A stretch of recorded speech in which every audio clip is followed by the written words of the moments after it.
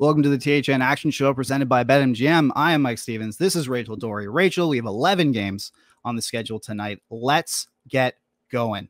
And we are going to start with, once our graphic goes up, we are going to start with one of them, which is the Seattle Kraken and the Florida Panthers. Obviously, the Seattle Kraken, a team that made the playoffs for the first time and it's in its entire sort of franchise history last year. It struggled out the gate, obviously, whereas Florida, despite being completely banged up, has actually done quite well, and which is why they are favored in this game. Rachel, what can we expect from Seattle and Florida? Yeah, so Seattle's kind of on their Eastern road swing. They're a Western Conference team on an Eastern road swing. Mm-hmm. There's like a couple of cross conference road swings happening right now, and so they're kind of doing the gauntlet of Carolina, Tampa, now Florida. You look at it, Brandon Montour and Aaron Ekblad are not playing, but they started skating in non-contact jerseys today. And so that's something to look out for if you're looking at any like Florida like futures. They're expected to get Ekblad and Montour back relatively soon. But for this specific game, expected score 3.56 to 2.98 in favor of Florida, which gives you an expected total of 6.74. That's a lean on over. Florida is the better team here. They're doing a better job controlling play. They're scoring at a pretty good rate. So player props tonight. I like Carter Verhaeghe. I like Sam Reinhart. Those are two guys that have been really consistent for them. Fantastic. All right, Detroit and Boston, an original 6 matchup. Obviously, Boston Bruins have flown out the gate again this season. No one can slow them down. They did suffer their first loss of the season recently, so that's a big blow. And Detroit has obviously been one of the hotter teams in the league as well. These are two teams, they're matching up against each other, and yet Boston seems to be favored by just a little bit. What can we expect? Yeah, so at the beginning of the year, this line was actually a whole lot further. I think Boston was about 62%, but because of Detroit's really strong play, they've closed the gap a little bit. And Detroit's in Boston, right? So they're not going to have that home ice, even though that's not really inherently been a thing this early on in the season. And so we have an expected score of 3.38 to about 3 for Detroit. So 56% for Boston. I think if you look at this, we've got an expected total of about 6.35, which is slightly below the total of six, or slight above the total of 5.5. But if you get it at 6.5, that's not a total I would take. So if you can get the number at 5.5, I think that's a number I'm comfortable taking there, just because both teams are playing in a lot of high scoring games. They have high octane offenses in terms of, you got David Pastrnak, Brad Marchand, and then Matty Poitras, who has become kind of like this revelation for the Boston Bruins. And then obviously you've got Larkin, Raymond, and DeBrincat as the top line in Detroit, who is facing a Boston team that doesn't really have a shutdown line anymore. And so you look at this, I think this is actually going to be a really good game. It could be one of the games of the day, but yeah, Boston is slightly favored here. You've got the home ice advantage as well as them being a little bit better talent-wise. I think this is a situation where you may be looking at Detroit as an underdog, but the best play here is probably just the over. Very cool. All right. The New York Islanders and the Columbus Blue Jackets, two teams that are just not a lot of fun to watch right now. And yet here they are playing each other. We love that. That's fantastic. Obviously, the New York Islanders seem to be favored quite a bit in this matchup, according to Rachel's model, just based on the fact that they seem to be a little bit more defensively sound. But, you know, who knows what can happen? You know who does know? Rachel, why don't you tell us what's going on? You want to know what I know, Mike? What do you know? That it's probably really dumb to schedule a Columbus Blue Jackets game at the exact same time Ohio State is playing. That's probably dumb, especially when there are no games going on in the afternoon except a 1 p.m. Put this game at 4 o'clock so that everyone can watch the Blue Jackets. Then they can walk up the street to Ohio State. We can watch Ohio State if they're going to the game. Alas, we will never, ever have peace with the NHL schedule. But if you look at this, New York is slightly favored here. 3.36 to 2.91 is the expected score. So that's a total of 6.27. That's kind of right around the number there. New York is favored, and Mike is right. They're favored because of their defensive capabilities here. And it's because they just play, first of all, talent-wise, they've got Dobson, Pulock, Pelech, even a guy like Sebastian Aho on the back end, young guys. Then they've got the other kid who I'm forgetting what his name is right now. But then up front, right, you've got Barzal and Horvat, Nelson, Lee, even Cal Clutterbuck's having a good start to the season. Whereas in Columbus, I really liked Adam Fantilli's start. But the rest of the Blue Jackets, especially defensively, like It's not been very good. And so I think at this point, you kind of got to fade Columbus until they show you that you shouldn't. And so it's the Islanders here for me. All right, Toronto and Nashville, the Ryan O'Reilly reunion, as we like to call it. Toronto favored quite heavily in this game. In this first sort of set of games, they're favored the most out of any team against their opponent. They're coming off a big sort of statement win against a contender in Dallas. What can we expect from tonight in Smashville?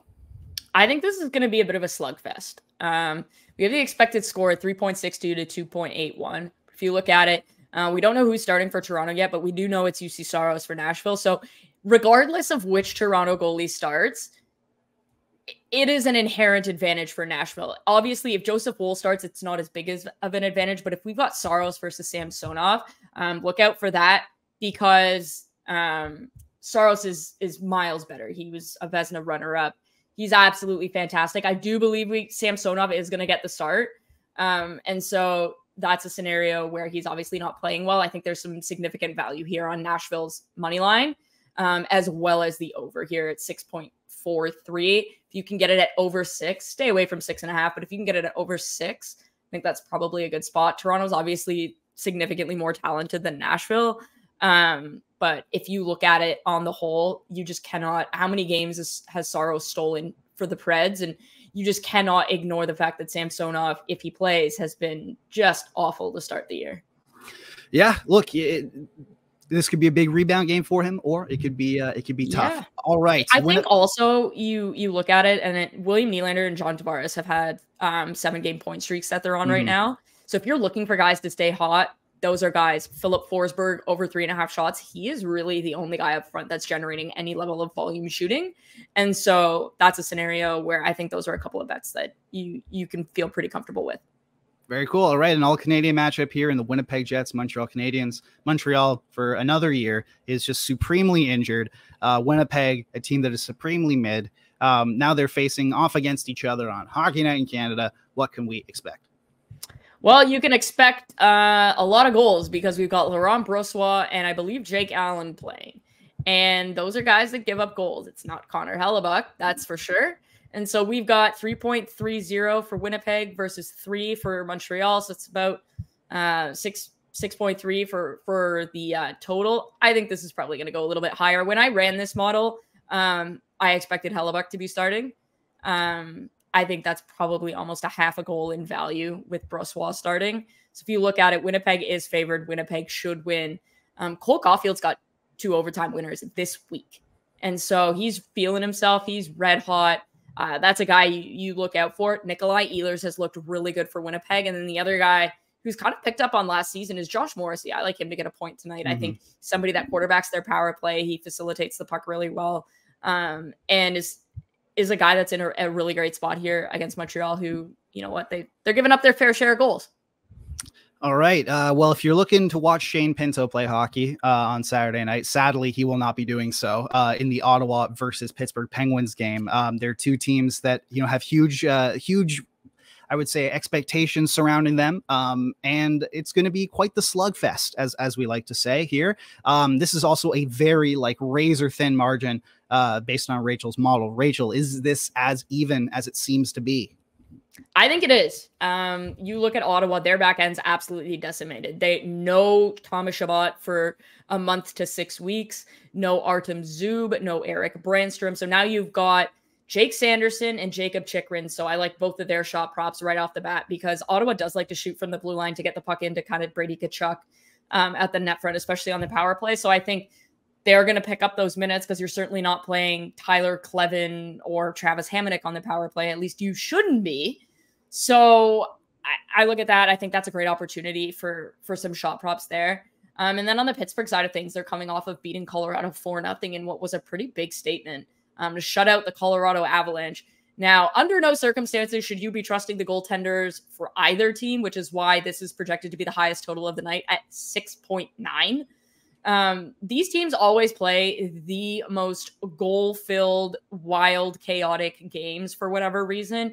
Pittsburgh is slightly favored here at 51% to 49%. So you're looking at this, it's all about trying to find value. Can you find Pittsburgh at -110 or -115? Can you find Ottawa at plus money?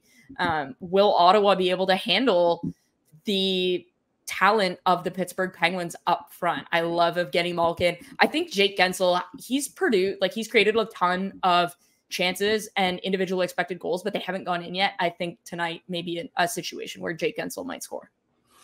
All right. Moving on to the New York Rangers and the Vancouver Canucks. An interesting little battle here. Rachel, what can we expect from New York and Vancouver? Well, you're not going to get I was really hoping we'd get a battle of two of my favorite goalies in the league, in Igor Shesterkin and Thatcher Demko. But Thatcher Demko played last night against St. Louis. And so he's not going to play tonight. It's going to be Casey DeSmith. That is obviously an immediate downgrade. Almost any goalie in the league would be a downgrade from Thatcher Demko, with the exception of maybe like 3 or 4. And so you look at that, there's a downgrade. Now, the Rangers have had trouble scoring, and the Canucks really haven't. The Canucks have actually played well in terms of their offense. It's defensively that they've been not fantastic. So the expected scores, Rangers 3.2 to the Canucks 3. So you got a 52 to 48% margin in favor of the Rangers, and an expected total of 6.25. So when you look at this is a scenario where you're probably just looking towards player props. You're looking at Quinn Hughes over 1.5 shots. You're looking at a Quinn Hughes assist. You're looking at Elias Pettersson points. You're looking at Mika Zibanejad shots. Those are I probably would stay away from any level of like money line or total play in this game. All right. And then we have Vegas and Los Angeles. Like we said, two teams, two Western Conference juggernauts here. This defending Stanley Cup champion, and a team like the Kings who are looking to take that huge leap of a next step into contender status. Vegas favored here just by a little bit, as little as you possibly can be. Rachel, again, is it as tight as it seems? Yeah, I think this is probably going to be the best game of the night in terms of quality of hockey. Might not be the barn burner. Both teams played last night. Both teams traveled. So LA played in Arizona and Vegas played in Vegas. And both teams lost, I believe, in overtime, no less. So you look at that. They're both traveling on a back-to-back. It doesn't even really matter if they won or lost. And there's a scenario here where it's not really like there's an advantage either way, where the advantage is Vegas has better talent up front and better talent on the back end. And neither team has particularly good goaltending. You look at what's happening in LA, that doesn't inspire a ton of confidence. You're probably getting Phoenix Copley tonight. You are getting Aiden Hill tonight, I believe, because Logan Thompson played last night. And that is kind of a scenario where there's not really an advantage in there. So the expected score tonight, 3.9 or 3.3 versus 3. So Vegas is favored here, 51 to 49. So you're not really getting much value here unless you can get a team at plus money, in which case that's something I would look to take.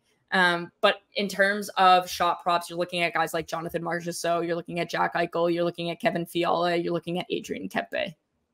All right. Well, that is the slate of games here for you. Hopefully we helped you a little bit in getting ready. And it's a Saturday. Enjoy the slate of hockey we have. And we will be back to help you next week.